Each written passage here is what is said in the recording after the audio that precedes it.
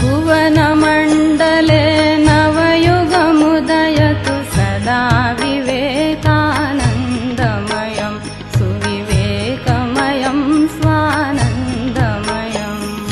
भुवनमण्डले नवयुगमुदयतु सदा विवेकानन्दमयं सुविवेकमयं स्वानन्दमयम्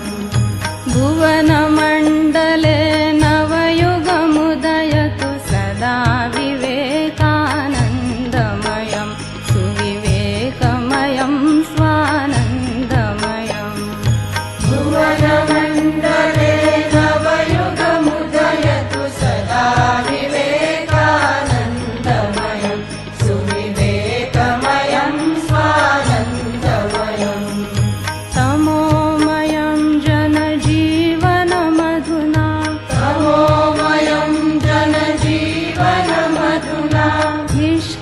निष्क्रियतालस्य ग्रस्तम्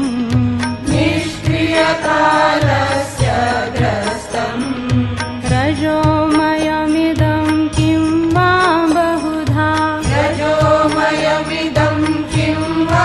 बहुधा क्रोधलोभमोहाभिहतम्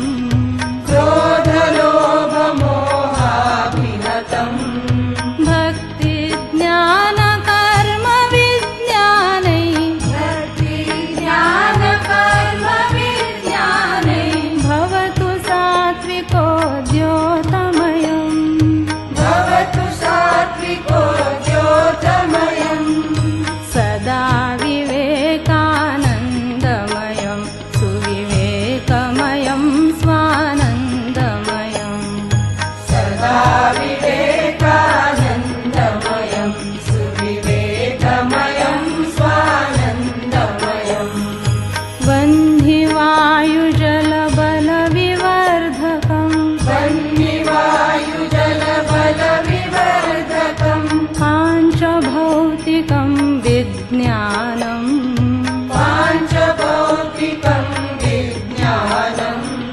सलिलनिधितलं गगनमण्डलम्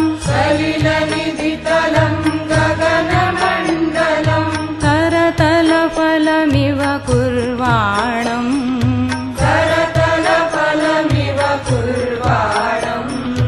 दिक्षु विकीर्णं मनुजकुलमिदं घटयतु चैककुटुम्बमयम्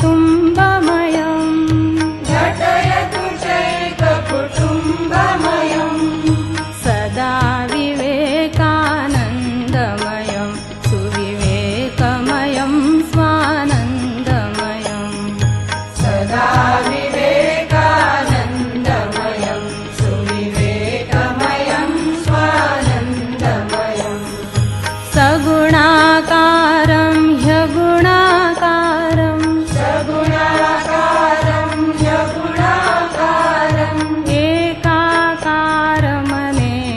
एकाकारमनेकाकारम्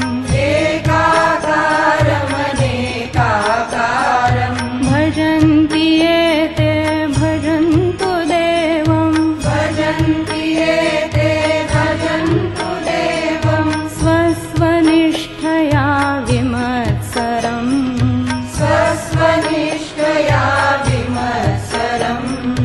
विश्वधर्ममिममुदारभावम् प्रवर्धयतु सौहार्दमयम्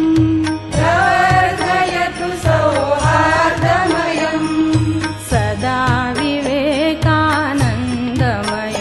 सुविवेकमयं स्वानन्दमयम् सदा